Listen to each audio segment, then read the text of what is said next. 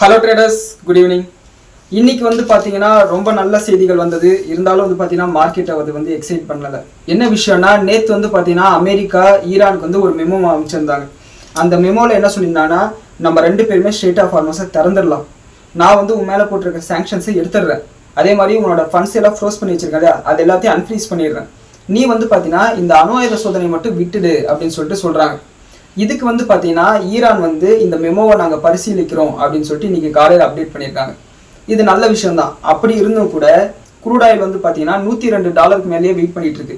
மேற்கொண்டு இவனுக்கு ஏதாவது வம்பு பண்ணிடுவானுங்களோன்னு சொல்லிட்டு. காரணம் பார்த்தீங்கன்னா, நேற்று ட்ரம்ப் ஒரு செய்தி ஊடகத்துக்கு கொடுத்த இன்டர்வியூவில் என்ன சொல்லியிருக்காருன்னா, நான் கண்டிப்பாக ஈரானோட யுரேனியத்தை அமெரிக்காவுக்கு கொண்டு வருவேன்னு சொல்லியிருக்காரு. இதுக்கு ஈரான்காரன் ஒத்துப்பானா மாட்டானான்னு சொல்லிட்டு ஒரு சந்தேகம் இன்னும் எல்லாருக்குமே இருக்கு. அதனால தான் பார்த்தீங்கன்னா பாசிட்டிவான நியூஸ் கூட க்ரூட் ஆயில் $102 ட்ரேட் ஆகிட்டு இருந்தது. ஆனால் மத்தியானத்துக்கு மேலே பார்த்தீங்கன்னா இன்னொரு அப்டேட் வருது. என்னன்னா, அல் அரேபியான்னு சொல்லிட்டு ஒரு செய்தி ஊடகம் இருக்கு. இது பார்த்தீங்கன்னா மிடில் ஈஸ்ட் ஓரியன்டாக இருக்கக்கூடிய செய்திகளை கவர் பண்ணக்கூடிய ஒரு சேனல். அவங்க என்ன சொல்றாங்கன்னா, அமெரிக்கா ஈரான் 2 பேருமே இந்த ஸ்டேட் ஆஃப் ஹார்மஸை படிப்படியாக திறக்கிறதுக்கு ஒத்துக்கிட்டாங்க அப்படின்னு சொல்லிட்டு ஒரு செய்தியை சொல்றாங்க. இன்னமும் பார்த்தீங்கன்னா அஃபிஷியலாக எந்த ஸ்டேட்மெண்ட் வரல. அமெரிக்கா கிட்ட இருந்தும் சரி, ஈரான் கிட்ட இருந்தும், IRGC கிட்ட இருந்து யார்கிட்ட இன்னும் அஃபிஷியலாக எந்த ஸ்டேட்மெண்ட் வரல. ஆனால் ஈரானோட மேரிடைம் ஏஜென்சி பார்த்தீங்கன்னா என்ன சொல்றாங்கன்னா, நாங்கள் உங்களோட போக்குவரத்துக்கு உதவுறதுக்கு தயாராக இருக்கோம் அப்படின்னு சொல்லியிருக்காங்க. ஆனால் இவனுங்க காசு கேட்பானுங்களே, அதுதானே பிரச்சனைன்ற மாதிரி இருக்கு. ஸோ அதனால தான் பார்த்தீங்கன்னா இன்னைக்கு ஒரு பாயிண்ட் ஆஃப் டைம்ல இந்த அல் அரேபியாவோட செய்தி வந்ததுக்கப்புறம் நம்மளோட நிஃப்டி பார்த்தீங்கன்னா 150 பாயிண்ட் ஏறுது. அதாவது 24,450 கிராஸ் பண்ணுது. அண்ட் க்ரூட் ஆயில் $98 விழுது. கோல்டு பார்த்தீங்கன்னா $4,750 போகுது. ஆனால் அதுக்கப்புறம் பார்த்தீங்கன்னா நம்மளோட மார்க்கெட்டில் ஒரு ப்ராஃபிட் புக் ஆகுது. நம்மளோட மார்க்கெட் ஃப்ளாட்டாக முடியுது. சரி, நம்ம மார்க்கெட் தான் இப்படி இருக்குன்னு பார்த்தா யூரோப்பியன் மார்க்கெட்ல அதே கதை. அவங்களோட கேஸ் ப்ரைஸஸ் பார்த்தீங்கன்னா 5% அளவு கிராஷ் ஆகுது. ஆனால் அதே சமயம் அவங்களோட மேஜர் இண்டெக்ஸஸ் FTSE இருக்கட்டும், CAC இருக்கட்டும், DAX இருக்கட்டும், இது இவங்க எல்லாருமே பார்த்தீங்கன்னா ஃப்ளாட்டாக இருக்கானுங்க. ஸோ இன்னும் பார்த்தீங்கன்னா மார்க்கெட் ஒரு அஃபிஷியலான கன்ஃபர்மேஷன் வரட்டும்னு சொல்லிட்டு வெயிட் பண்ணிட்டு இருக்கு. அண்ட் இப்போ நம்ம பேசிட்டு இருக்கும்போது கிஃப்ட் நிஃப்டி ஒரு 50 பாயிண்ட் கேப் அப் காமிக்குது. ஸோ இதுதான் பார்த்தீங்கன்னா இன்னைக்கு நடந்த விஷயம். ஆனால் இந்த எல்லா விஷயத்துலையும் ஒரு பாசிட்டிவான விஷயம் என்னன்னா, நம்மளோட USD INR பார்த்தீங்கன்னா $1 அளவுக்கு அப்ரிஷியேட் ஆயிடுச்சு. அதாவது நேற்று கூட பார்த்தீங்கன்னா $95.25 ஒரு டாலர் ட்ரேட் ஆகிட்டு இருந்தது. ஆனால் இன்னைக்கு இந்த அப்டேட் வந்ததுக்கப்புறம் $94.16 அளவுக்கு விழுந்தது. அண்ட் இப்போ எண்ட் ஆஃப் த டேல பார்த்தீங்கன்னா $94.25 இருக்கு. இது இப்படி போயிட்டு இருக்கும்போது இன்னொரு விஷயம் என்னன்னா, இன்னைக்கு காலையிலேயே பார்த்தீங்கன்னா சோஷியல் மீடியா ஃபுல்லாக ஒரு விஷயம் ட்ரெண்ட் ஆகுது. என்னன்னா, ஆப்ரேஷன் சிந்தூரோட ஃபர்ஸ்ட் இயர் ஆனிவர்சரின்னு சொல்லிட்டு. இந்த ஆப்ரேஷன் சிந்தூரை நம்மளால மறக்கவே முடியாது. காரணம் என்னன்னா, ஏப்ரல் 22 2025 தீவிரவாதிகள் சில பேர் பார்த்தீங்கன்னா பகல்கம் அப்படின்ற ஒரு இடத்துல பார்த்தீங்கன்னா டூரிஸ்ட்டுகளை சுட்டு தள்ளுறாங்க. கண்ணு முன்னு தெரியாமல் கிட்டத்தட்ட 25-26 பேரை பார்த்தீங்கன்னா சுட்டு தள்ளுறாங்க. அதுவும் பார்த்தீங்கன்னா நீ இந்துவான்னு கேட்டு, அதே மாதிரி அவங்களோட மனைவிகள் முன்னாடி பார்த்தீங்கன்னா சுட்டு தள்ளுறாங்க. அந்த காரணத்தினால தான் இந்த ஆப்ரேஷனுக்கு பார்த்தீங்கன்னா ஆப்ரேஷன் சிந்தூர்னு சொல்றாங்க. அதாவது வட மாநிலத்தில் இந்த நெத்தில குங்குமம் வைப்பாங்க இல்லையா, அது பார்த்தீங்கன்னா சிந்தூர்னு சொல்லுவாங்க போல. அதுக்காக இந்த பேர் வச்சாங்க. இந்த ஆப்ரேஷன்ல பார்த்தீங்கன்னா நம்ம நாட்டிலேருந்து ரஃபேல் விமானங்கள் போயிட்டு பாகிஸ்தான் ஆக்குபைட் காஷ்மீர், பாகிஸ்தான்ல பார்த்தீங்கன்னா இந்த தீவிரவாத முகாம்கள் எல்லாம் இருக்கும் இல்லையா, அவங்களோட முகாம் மேலே, அவங்களோட லான்ச் பேட்ஸ் மேலே எல்லாம் பார்த்தீங்கன்னா 24 மிசைல்ஸை லான்ச் பண்ணுறாங்க. கம்ப்ளீட்டாக டெஸ்ட்ராய் பண்ணுறாங்க. இந்த அட்டாக்ல பார்த்தீங்கன்னா கிட்டத்தட்ட 70 பேர் இறக்குறாங்க. அண்ட் ஒரு ஸ்டேஜ்ல பார்த்தீங்கன்னா போர் ரொம்ப பெருசா போகுது. இது இந்தியா பாகிஸ்தான் போரா வந்துருமோ, அணு ஆயுத போரா வந்துருமோன்னு சொல்லிட்டு பயம் வருது. அண்ட் ஒரு ஸ்டேஜ்ல பார்த்தீங்கன்னா மே 10 2 பேருமே பார்த்தீங்கன்னா சீஸ்ஃபயர் அனௌன்ஸ் பண்றாங்க. ஆனா அதுக்குள்ளார பார்த்தீங்கன்னா பாகிஸ்தானுக்கு மிகப்பெரிய சேதத்தை நம்மளோட ஆர்மி நிகழ்த்தியிருந்தாங்க. அந்த குறிப்பிட்ட ஒரு ஹிஸ்டாரிக்கல் டேவா பார்த்தீங்கன்னா இந்த நாள் இருக்கு. ஸோ இது பார்த்தீங்கன்னா நம்ம எல்லாருமே பெருமையாக நினைக்கணும். அண்ட் நம்மளோட பிரைம் மினிஸ்டரும் சரி, கேபினெட் மினிஸ்டர்ஸும் சரி, அவங்களோட ப்ரொஃபைல் டிபியில் பார்த்தீங்கன்னா ஆப்ரேஷன் சிந்தூர்னு வச்சிருக்காங்க. நம்ம பங்குக்கு நம்மளோட வாட்ஸ்அப் சேனல் பார்த்தீங்கன்னா ஆப்ரேஷன் சிந்தூர்னு சொல்லிட்டு நம்மளோட லோகோவை மாற்றிருக்கோம். அண்ட் அடுத்து நம்மளோட மார்க்கெட் அனாலிசிஸ்க்கு வந்தோம்னா, இன்னைக்கு நம்மளோட நிஃப்டி பார்த்தீங்கன்னா காலையில் 67 பாயிண்ட் அளவு கேப் அப்ல ஓப்பன் ஆச்சு. அண்ட் கொரியன் இண்டெக்ஸ் பார்த்தீங்கன்னா ஃபிளாட்டாக இருந்தது. ஜப்பனீஸோட நிக்கே இண்டெக்ஸ் பார்த்தீங்கன்னா 5% அளவு பாசிட்டிவ் வந்தது காலையிலேயே. அதை நம்மளோட ப்ரீ மார்க்கெட் ரிப்போர்ட்டில் கூட நம்ம சொல்லியிருப்போம். அண்ட் அதுக்கப்புறம் பார்த்தீங்கன்னா ஃபிளாட்டாக தான் ட்ரேட் ஆகிட்டு இருந்தது. மத்தியானத்துக்கு மேலே இந்த அல் அரேபியாவோட நியூஸ் வந்ததுக்கப்புறம் பார்த்தீங்கன்னா பயங்கரமாக மார்க்கெட் ரேலி ஆகுது. ஆனால் மறுபடியும் பார்த்தீங்கன்னா ப்ராஃபிட் புக் ஆகிட்டு கடைசியில் பார்த்தீங்கன்னா நேற்றுக்கு இன்னைக்கு ஒரு 4 பாயிண்ட் அளவுக்கு மைனஸாக முடியுது. அது வெயிட்டட் ஆவரேஜ் ப்ரைஸோட க்ளோசிங். ஆனால் கரெக்டாக மார்க்கெட் முடியும் போது பார்த்தீங்கன்னா 4 பாயிண்ட் பாசிட்டிவாக இருந்தது. ஸோ கரெக்டாக பார்த்தீங்கன்னா ஃப்ளாட்டாக முடிச்சிருக்கானுங்க. இன்னும் பார்த்தீங்கன்னா மார்க்கெட் பார்ட்டிசிபென்ட்ஸ்க்கு பார்த்தீங்கன்னா இது மேலே போகுமா கீழே வருமான்ற கன்ஃபியூஷன் இருக்குது. அதனால தான் பார்த்தீங்கன்னா FIS பார்த்தீங்கன்னா இன்னைக்கு வெறும் $341 கோடி மட்டும் செல் பண்ணியிருக்காங்க. DIS பார்த்தீங்கன்னா $441 கோடி பை பண்ணியிருக்காங்க. பெரிய பெரிய இன்வெஸ்டர்ஸே பார்த்தீங்கன்னா வெயிட் பண்ணுறாங்க ஒரு கிளாரிட்டி வரட்டும் அப்படின்னு சொல்லிட்டு. ஸோ 48 மணி நேரம் இந்த மெமோக்கு ட்ரம்ப் டைம் கொடுத்துருந்தாரு. ஸோ 48 மணி நேரத்தில் ஆல்மோஸ்ட் 24 மணி நேரம் முடிஞ்சிச்சு. நாளைக்கு ஈவினிங்குள்ளார அப்டேட் வரதுக்கு வாய்ப்பு இருக்கு, என்ன ஏதுன்னு பார்க்கலாம். அண்ட் இன்னைக்கு நம்மளோட பிராடர் மார்க்கெட் எடுத்துக்கிட்டோம்னா மொத்தம் இருக்கிற 3300 கம்பெனியில் வந்து பார்த்தீங்கன்னா 2285 கம்பெனிஸ் பாசிட்டிவாகவும் அண்ட் 997 கம்பெனி வந்து பார்த்தீங்கன்னா நெகட்டிவாக முடிஞ்சிருக்கு. அண்ட் ரொம்ப முக்கியமான விஷயம் என்னன்னா மிட் கேப் 100 இண்டெக்ஸ் வந்து பார்த்தீங்கன்னா இன்னைக்கு ஆல் டைம் ஐயே தொட்டுடுச்சு. அதாவது 62,000 மார்க் வந்து பார்த்தீங்கன்னா தாண்டி ட்ரேட் ஆகிட்டு இருக்கு. நிஃப்டி வந்து பார்த்தீங்கன்னா அந்த மாதிரி 26,400 தாண்டி ட்ரேட் ஆனால் நல்லா இருக்கும். ஸோ வெயிட் பண்ணி பார்க்கலாம். And both small cap mid cap ரெண்டுமே வந்து பார்த்தீங்கன்னா 1% மேலே பாசிட்டிவ் வந்தது. ஆனால் நிஃப்டி மட்டும் தான் பார்த்தீங்கன்னா ஃப்ளாட்டாக முடிஞ்சிருக்கு. அண்ட் செக்டார் வைஸ் பார்த்தீங்கன்னா ஆட்டோ செக்டார் 2% பாசிட்டிவ் வந்தது. ஐடி செக்டார் வந்து பார்த்தீங்கன்னா 0.7% நெகட்டிவாக வந்தது. அண்ட் மற்ற எல்லா செக்டாரும் வந்து பார்த்தீங்கன்னா ஃப்ளாட்டாக இருந்தது. அண்ட் இன்னைக்கு கோல்டு பிரைஸஸ் எடுத்துக்கிட்டோம்னா இந்த அல் அரேபியாவோட நியூஸ் வந்ததுக்கப்புறம் இன்னும் கோல்டு வந்து 1% அளவுக்கு இன்க்ரீஸ் ஆச்சு. அதாவது கோல்டு வந்து இன்டர்நேஷனல் மார்க்கெட்டில் $4,750 பர் அவுன்ஸுக்கும் அண்ட் நம்மளோட மார்க்கெட்டில் 24 கேரட் கோல்டு 15,372 ரூபா ஒரு கிராமுக்கும் அண்ட் 22 கேரட் கோல்டு வந்து பார்த்தீங்கன்னா 14,091 ரூபா ஒரு கிராமுக்கும் ட்ரேட் ஆகிட்டு இருக்கு. அண்ட் சில்வர் பிரைஸஸ் வந்து பார்த்தீங்கன்னா கிட்டத்தட்ட 10,000 ரூபா ஒரு கிலோக்கு வந்து ஏறி இருக்கு. அதாவது 2,64,000 பர் கேஜியில் வந்து ட்ரேட் ஆகிட்டு இருக்கு. ஸோ இது எல்லாமே வந்து இன்வெஸ்டர்ஸ்க்கு வந்து பார்த்தீங்கன்னா ஒரு பாசிட்டிவான விஷயம் தான். அண்ட் யூஎஸ்டி ஆயினா நான் அப்பவே சொன்ன மாதிரி வந்து பார்த்தீங்கன்னா 94 ரூபாய் 25 பைசா கொடுத்தீங்கன்னா நீங்கள் வந்து $1 வாங்கிக்கலாம். நிறைய பேர் சொல்லுவாங்க சதம் நிச்சயம் 120 லட்சம்னு சொல்லிட்டு. நானும் அதையே சொல்கிறேன், சதம் நிச்சயம் 126 லட்சம். ஆனால் அது இந்த வருஷம் நடக்காது. அண்ட் அடுத்து ஸ்டாக் ஸ்பெசிஃபிக் நியூஸ் வந்தோம்னா கரூர் வைஸ்யா பேங்க் வந்து அவங்களோட Q4 நம்பர்ஸ் வந்து இன்னைக்கு ரிலீஸ் பண்ணியிருந்தாங்க.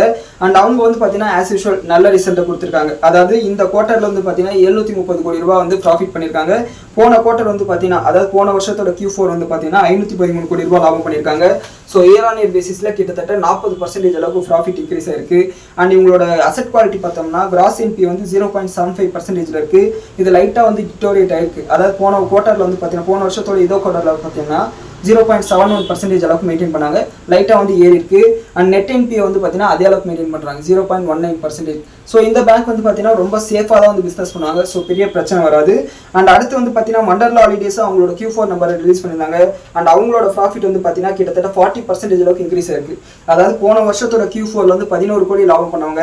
இந்த வருஷத்தோட Q4 வந்து 16 கோடி ரூபாய் லாபம் பண்ணியிருக்காங்க. இது வந்து பார்த்தீங்கன்னா பாசிட்டிவான விஷயம். அண்ட் இவங்களோட Q4 மார்ஜின் பார்த்தோம்னா 29.6% மெயின்டைன் பண்ணுறாங்க. கிட்டத்தட்ட போன வருஷத்துக்கு இந்த வருஷத்துக்கும் மார்ஜின் மட்டும் 9% அளவுக்கு இன்க்ரீஸ் ஆயிருக்கு. இதுவும் வந்து பார்த்தீங்கன்னா பாசிட்டிவான விஷயம் தான். அண்ட் அடுத்து வந்து பார்த்தீங்கன்னா செய்கல் இந்தியா இவங்க வந்து பார்த்தீங்கன்னா எல்என்டி மாதிரி இவங்களும் வந்து ஒரு கன்ஸ்ட்ரக்ஷன் கம்பெனி இபிசி கம்பெனின்னு எடுத்துக்கோங்களேன். அண்ட் இவங்களுக்கு வந்து பார்த்தீங்கன்னா இவங்களும் இவங்களோட Q4 நம்பர் வந்து ரிலீஸ் பண்ணியிருந்தாங்க. அதாவது போன வருஷம் இதே குவார்ட்டரில் 74 கோடி லாபம் பண்ணியிருக்காங்க.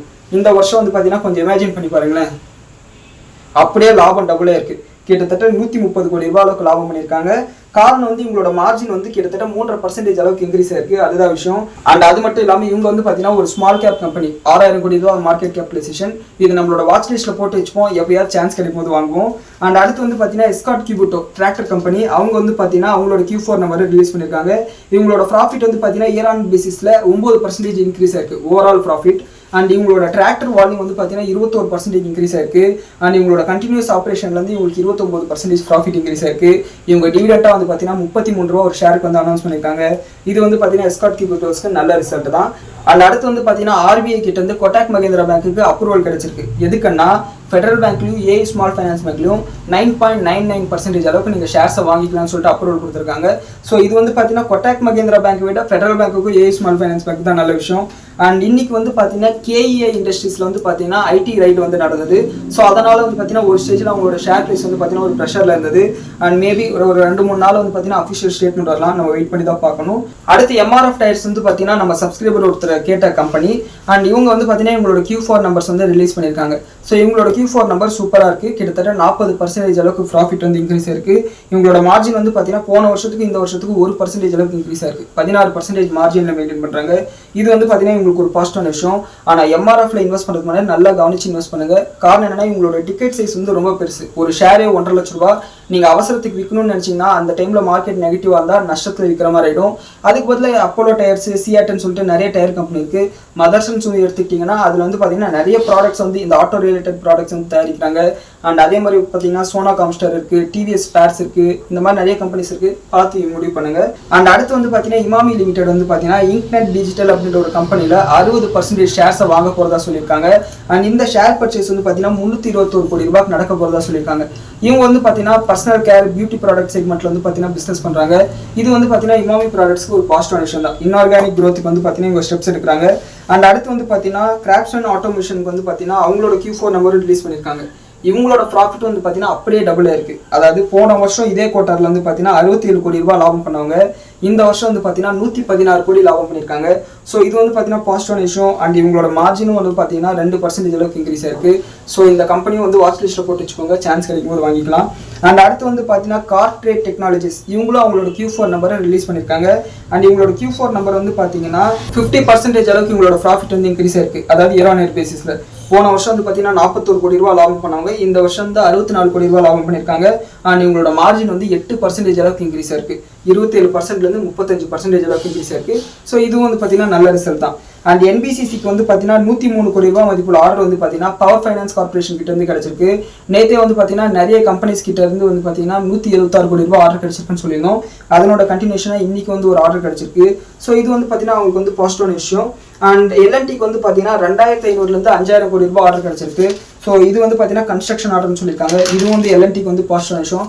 நேற்று வந்து பார்த்தீங்கன்னா 15000 கோடி ரூபாய் மதிப்புள்ள ஆர்டர் கிடைச்சிருந்தது. அண்ட் பாரத் ஃபோர்ஜோட ஷேர் ப்ரைஸ் வந்து இன்னைக்கு 5% இன்க்ரீஸ் ஆயிருக்கு. காரணம் அவங்களோட Q4 நம்பர் ரிலீஸ் பண்ணியிருந்தாங்க. Q4 நம்பர் அந்த அளவுக்கு நல்லா இல்லை. ஆனால் அவங்களோட மேனேஜ்மெண்ட் கொடுத்த கமெண்ட்ரினால தான் ஷேர் ப்ரைஸ் வந்து இன்க்ரீஸ் ஆயிருக்கு.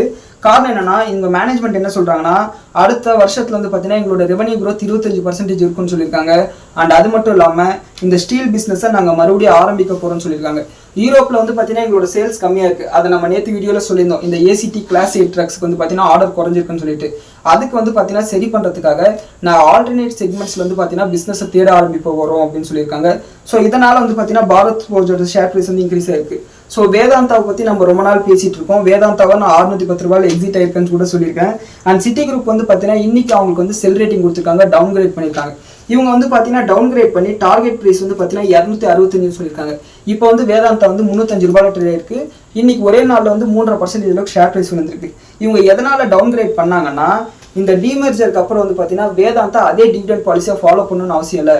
இதனால் வரைக்கும் பார்த்தீங்கன்னா ஜிங்க் இல்லாத மற்ற பிஸ்னஸில் வர லாபத்தை வந்து பார்த்தீங்கன்னா டிவிடெண்டாக கொடுத்துட்டு இருந்தாங்க.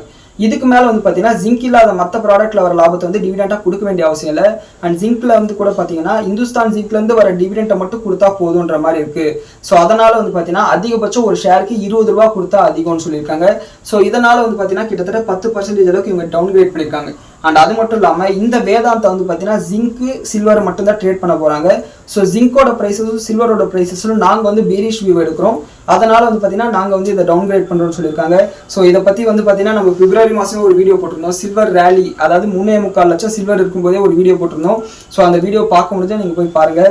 ஸோ இதுதான் வந்து பார்த்தீங்கன்னா இன்னைக்கான ஸ்டாக்ஸ் ரிலேட்டட் நியூஸ். அண்ட் இப்போ நம்ம பேசிட்டு இருக்கிற இந்த நேரத்தில் கிஃப்ட் நிஃப்டி வந்து பார்த்தீங்கன்னா ஒரு 40 பாயிண்ட் அளவுக்கு கேப் அப்னு சொல்லிட்டு காமிக்குது. அண்ட் அமெரிக்கன் மார்க்கெட் வந்து பார்த்தீங்கன்னா ஓப்பன் ஆயிடுச்சு.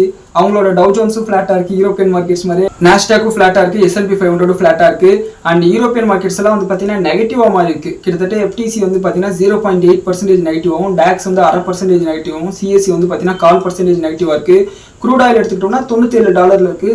அப்படி இருந்து என்ன காரணத்தினால நெகட்டிவாக இருக்குன்னு சொல்ல முடியல. மேபி ஏதாவது அப்டேட் வந்திருக்கான்னு தெரியல. அதை பார்த்துட்டு ரொம்ப முக்கியமான அப்டேட் இருந்தால் ஷார்ட்ஸ் போடுறேன். இல்லை சாதாரணமான அப்டேட்னா நம்மளோட வாட்ஸ்அப் சேனல் நான் மென்ஷன் பண்ணுறேன். அண்ட் நம்ம வாட்ஸ்அப் சேனலோட லிங்க் வந்து பார்த்தீங்கன்னா ஃபர்ஸ்ட் கமெண்ட்ல இருக்கும், நீங்கள் ஜாயின் பண்ணிக்கலாம். அண்ட் இந்த வீடியோ பற்றின உங்களோட கருத்துக்களை கீழே கமெண்ட் செக்ஷனில் சொல்லுங்கள். அண்ட் இந்த வீடியோ பிடிச்சிருந்தா உங்களோட ட்ரேடிங் அண்ட் இன்வெஸ்டிங் ஜர்னிக்கு யூஸ்ஃபுல்லாக இருக்குன்னு நீங்கள் நினச்சிங்கன்னா நம்ம சேனலுக்கு சப்ஸ்கிரைப் பண்ணிக்கோங்க, வீடியோக்கு ஒரு லைக் கொடுங்க. நன்றி, வணக்கம்.